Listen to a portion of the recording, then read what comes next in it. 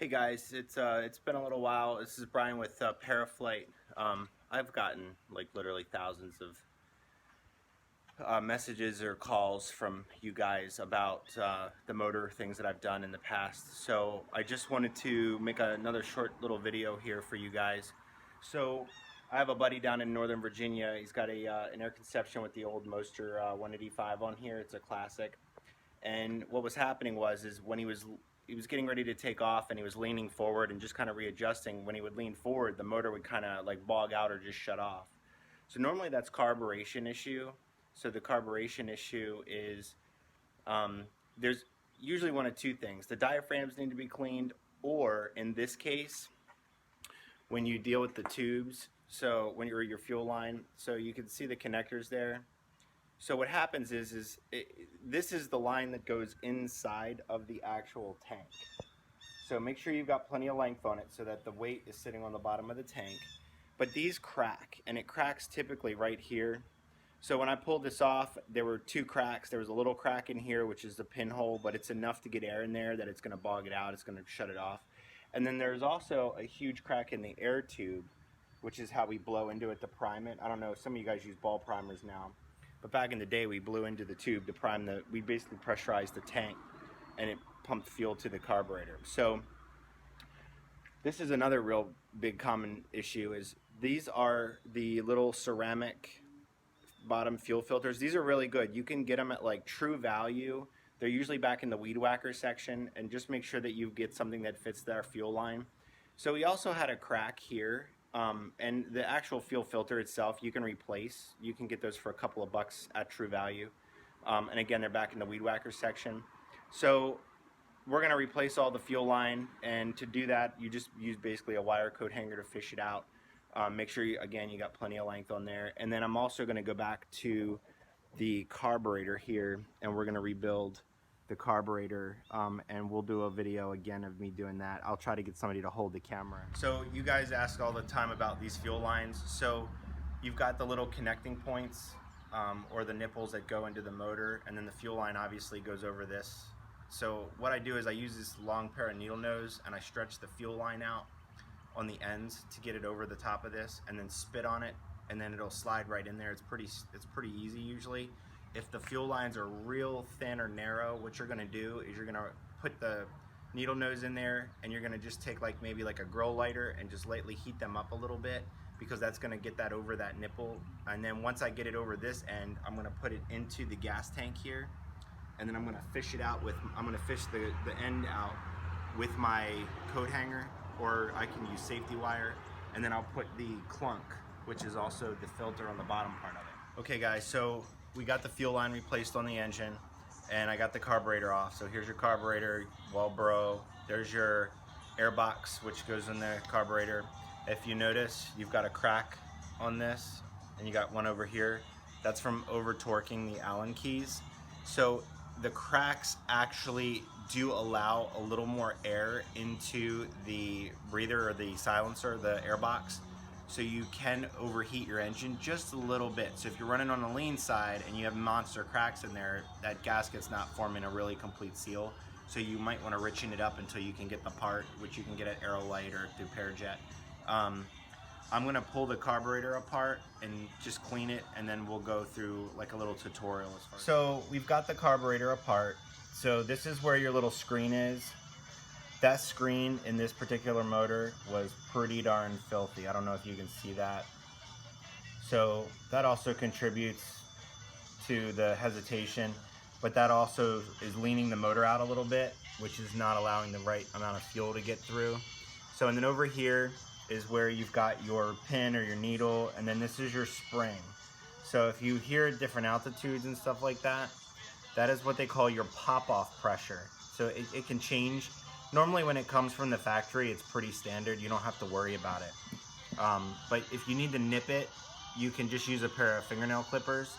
And then the other big thing that people do wrong is, and they ask me this, and there is a video online that I've done where the gaskets I flip-flopped, because for whatever reason, that's how they were from the manufacturer, and we did properly install them and they did not work. So These are the proper ways. So your heavy gasket, your thicker rubber gasket, and then your membrane goes over top. So that goes over there, and then you've got like this little nipple there on the edge of that. That little nipple goes into this little hook right here. And that, when you depress the carb to prime it, that's what you're doing. So you're opening up the little needle, it opens up and allows fuel to go in there. And you can see the needle wear too. If you got, basically it looks like after you weld or you torch something, it's got some discoloration on the tip. This thing, it's only 25 hours on it, but it's got a lot of wear on it already. So you want to remove everything. I would suggest you keep it in the order. This is a real common mistake that people make with the diaphragm. So you've got the gasket, there's one hole, and then there's a little line, and then there's another one in the carb kit that has two holes. This is the one that the Moster uses. It's the one little dot with the little line in there. So this membrane, the heavy membrane goes down, and then you've got the little light membrane that goes over top of it. And what happens is these little things vibrate like crazy in there, and they form like a vacuum. So that's why these membranes are so important. And then there's another membrane on here. So, and if you have to peel it off and you get residue, make sure you clean all that residue off with a wire brush. Use carb cleaner and get it all back down to factory before you put all your new gaskets back in there. And you literally can follow the way the gaskets came out of the engine. So I suggest you keep the old, lay it all out, and then put the new in, and then put it back together in steps. The one thing that people forget all the time when I get motors is they do not put the screen back in there. So then your dirt and debris gets right into the carb, and then a lot of times your reeds go bad. If you fly at the beach or anything like that, you're gonna wear the motor out, the reeds out real quick. So it's important that when you put this back together, that it is exactly the way it is, the way it was manufactured. And you can get these carb kits. I recommend eBay. You can order them from like some of the shops, but they're gonna charge you like 16 bucks. You can get them on eBay for about $7 or $8. A lot of times your local lawnmower shops will have them. This particular carburetor is used on chainsaws, used on a very large steel chainsaw. So a lot of times they'll have that carb kit. So I hope this helped clarify. We'll do a little bit of segments here as I go through it and put it back together, but it's literally cleaning it and putting it back together exactly the way that you took it apart. The light brown membrane in the carb kit apparently is for ethanol fuel. I have never used it in the 12 years that I've been doing this. And I did actually use one for the first time, and I did not get the amount of hours out of it that I did out of the black membrane. So apparently that's what it's for, ethanol fuel. However, from my experience, it didn't do or improve anything. It actually shortened the life of the carb kit. So I am no longer going to use that. I will just use all of the black membranes. So here's another issue that I hear or see a lot is when you rebuild your carburetor, people don't take the jets out. Remove the jets. You are going to break the sticker from Vitarazi, which is good for a year if you got to rebuild it within the year. But these jets, I'll show you really quickly. Look at how dirty this is. That's dirt from the jet. That's the tip of that jet. So you want to take them out and you want to clean it really well. There is a little washer and a little rubber membrane that's in this carburetor. So you got to get it out, because after I spray it and clean it with carb cleaner, I'm going to use a pneumatic air blower and I'm going to blow all of the residue out. So there's your little membrane. That membrane's got to go back in there, otherwise you're not going to complete the seal in the carburetor. So, and those membranes you can get, you can actually find them at Harbor Freight. They are for ethanol. Not all Harbor Freights have them. And then you can also order them from Walbro. I have never found them anywhere else other than directly from Walbro. So, and then I'll take the low jet out and then I will clean that out. And obviously the long one, the high jet, goes in the high or the H, and the lower one, the shorter one, will go into the lower. I would suggest that you screw them in all the way and figure out where the setting is before you pull them out. So make sure that if it's 1 1/4 in the Moster, a high jet is typically set at 1 1/4 to 1 1/8. The low jet is about a quarter to, so if you're looking at a clock, it's like 15. If you're looking at the high jet, it's 1 hour and 15 minutes, or like 1 hour, like 10 after. So 1 hour and then 10 minutes after. So 1 1/4 to 1 1/8 on the high jet, and then it's gonna be a quarter of a turn on the low jet. If you've been working on it, you don't need to check it because you're refreshing everything from scratch again. So just go ahead and set it back to factory when you do it. I normally set it at the quarter, and then I'll lean it out until I get that perfect 8,300 RPM out. We just pulled everything apart. We cleaned it really well with the wire brush. I blew it out with Carb cleaner. And then after I did that, we have a air compressor, and we blow everything out to dry it with the air, with pneumatic air. We have, it's quite a few PSI. You don't need 26 gallon or 30 gallon air compressor, just a little air compressor, blow it out with a nozzle, get it all dry, get it all cleaned out. And then I wiped all of the needles down, and I did blow the needles off too, because if you're using paper towel and stuff like that, you'll get like the fibers on there. And I know it sounds stupid, but that'll gung up the carburetor itself as well. So now we're gonna literally put it back together exactly the way that we pulled it apart, and we'll give you segments of it. All right, so back to the kit that we just pulled out. So this is the right membrane, this is the wrong membrane, or the gasket. You can see the 2 holes versus the single hole.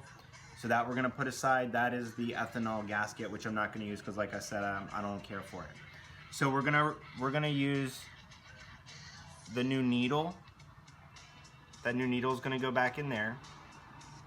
Before we get to that, we're actually gonna put in the little gaskets here. So these guys go in like this.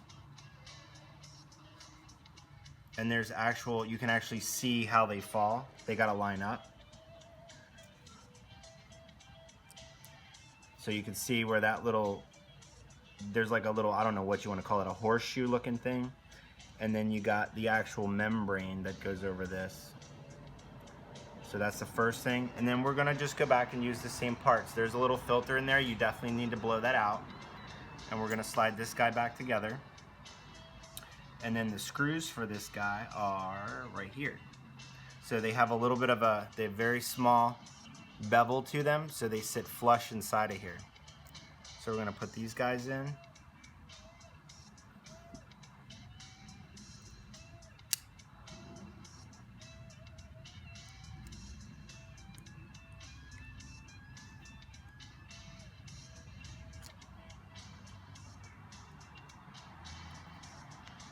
And I'm just gonna snug them up.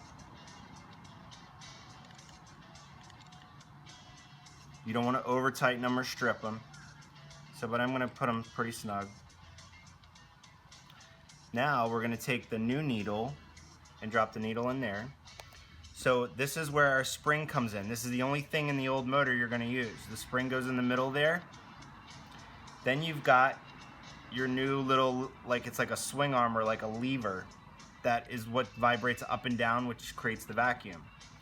So these 2 little horseshoes are important.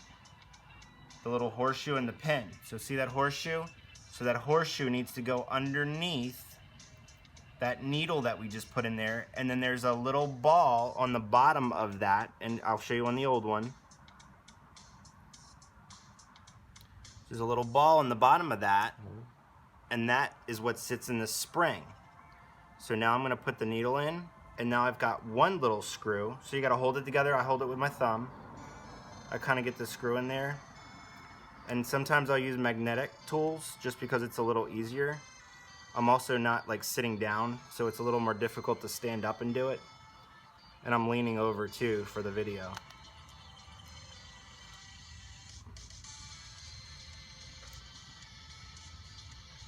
I'm gonna try to get going with this.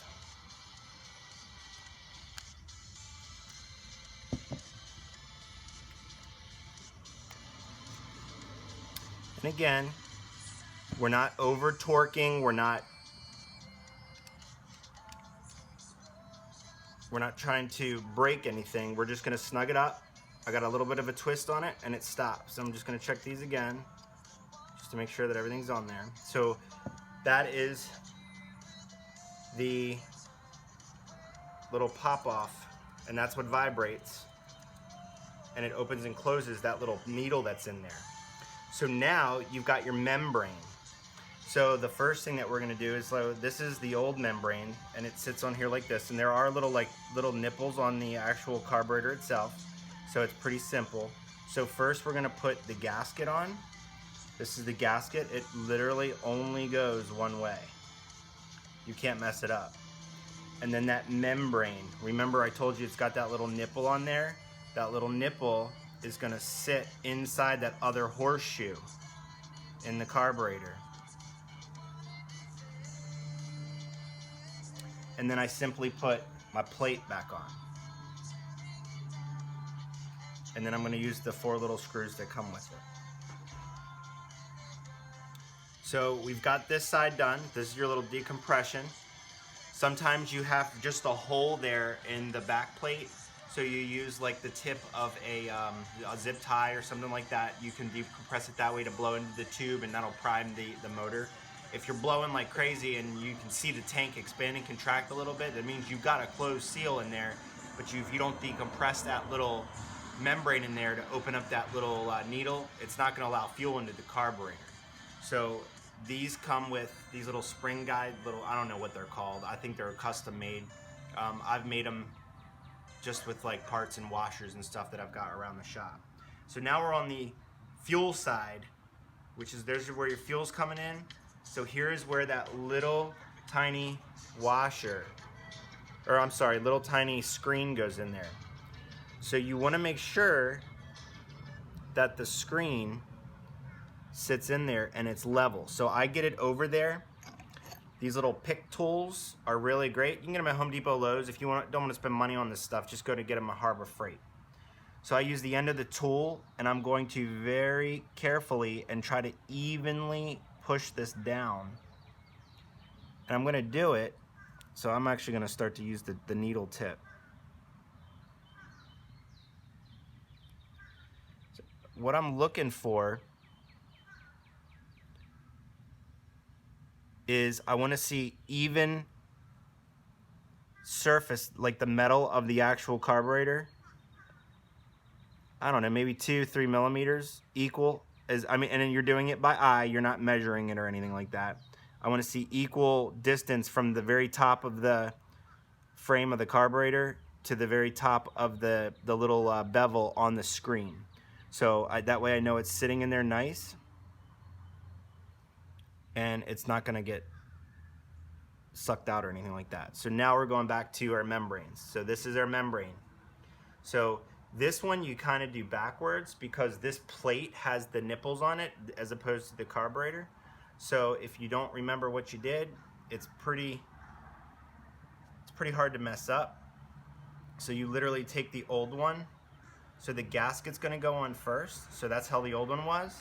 So we're going to take the gasket, put the gasket on, and then we're literally just going to put the membrane over it. And now the membrane is actually going to go down first because we're going to do it kind of backwards. So that's how it was on there. So this is going to literally sit. There's little nipples on the thing, and I keep knocking them out because, again, I'm not sitting, so it's hard to try to balance this and get it on the film. So it's really hard to do. Let me flip this way.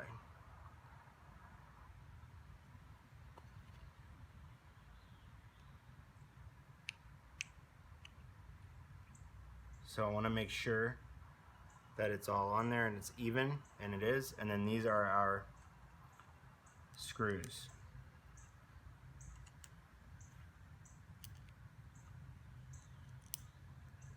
And again, when I put these on here, I'm not torquing them.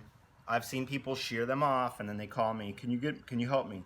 Then I got to tap them out, and it takes a lot of time because you can't mess this stuff up. You can't wallow this out because the wall is very thin. So I had one guy who wallowed it out into the carburetor itself, and then he had to replace the carburetor.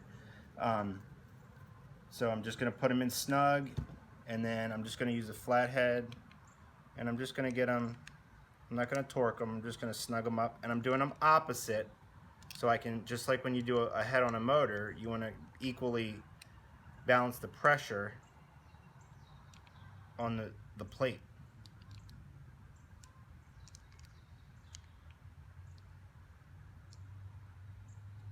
I'm going to go one more time. So here is another real common question. So you got your fuel, and then you've got your vacuum.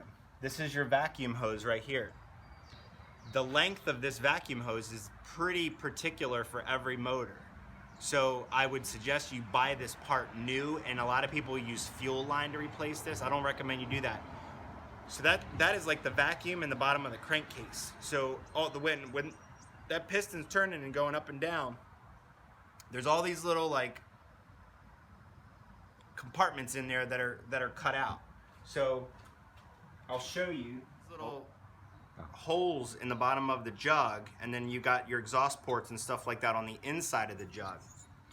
So there's a vacuum that's in there, and that vacuum is what is basically pulling the fuel up into the engine as the piston's doing its thing.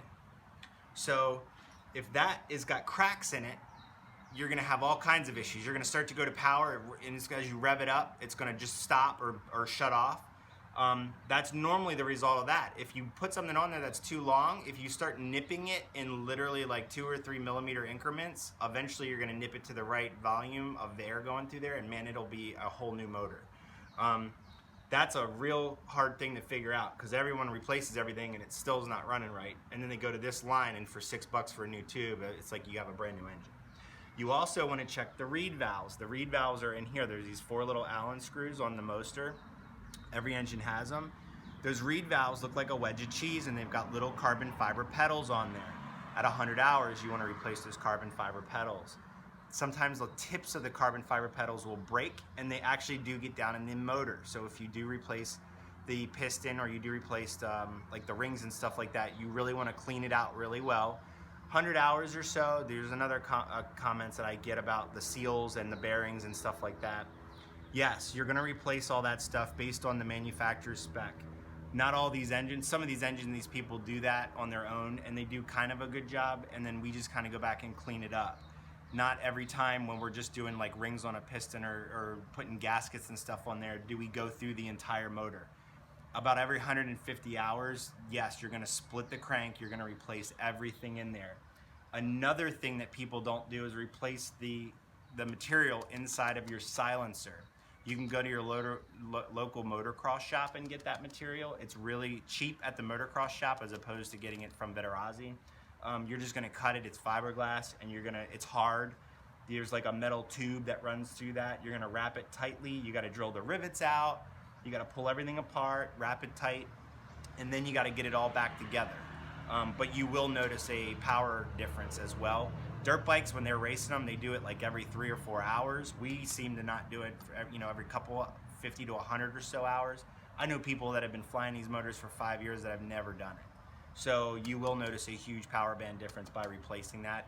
It's dirty because you get all like the residue of the oil and stuff in there. And if you've never done it before, it's not hard. You do need a rivet gun, and you do need the right size rivets. Okay, so the final step on the carburetor, as you can see, we don't have any other part. These parts we don't use. We don't replace that. I don't replace this. And then there is a little C-clamp, and then there's a little tiny screen which is on that little half moon piece. So we don't replace them. I've only replaced one of them in all the years I've done this because it's a real heavy steel, and I just blow it out with the carb cleaner and use the pneumatics to get any type of debris out of it. So the final step is to put your jets back in, or your adjusting valves. So you got your low and your high jet that you're gonna replace or put back in. So I've cleaned them. My spring is back on there. So this is the low. Notice the difference? Low is the shorty, high is the long. The springs on there are almost the same, although there is a little bit of a tension difference. Before I do anything, I need to put that little black O-ring back in my high jet. So I'm gonna put it in there, and then there's this little bitty washer that sits right on top of it. So I start with my high jet, and I'm just gonna get it in there to get the threads going. I'm gonna screw them all the way down. I'm not gonna torque or force them until they stop, gently, until they gently start to snug up and stop. Once I get it all the way down to the bottom, then I'm gonna back them out to whatever the setting is. So on this particular motor, again, the high jet is 1 1/8 to 1 1/4, which would be if you're looking at a clock. So that's 1 full turn, and then like to 15. So if it's noon, it would go to 1 o'clock and then the 1:15. The low jet would go literally from noon to 12:15. That's a quarter turn. And then it can range between a quarter. Sometimes I've used like 20, 25 minutes past. It all depends on the motor. I don't know why, but they're all a little different. People like to, some people use a diamond bit and bore out some of the little jets inside of it and stuff like that. So you really want to watch the plug and make sure that the plug has got a good burn on it. It should look like a rich coffee color, like a deep coffee color. If you pull it out and it's got all kinds of carbon buildup and stuff like that on there, you're running way too rich, and what you're going to do is you're going to build up a really thick carbon footprint on the piston. And what happens is, and I've referenced this in past videos, it's like the coils in a fire. So think of that carbon buildup on the piston that's working hard at 8,300 RPMs at full power.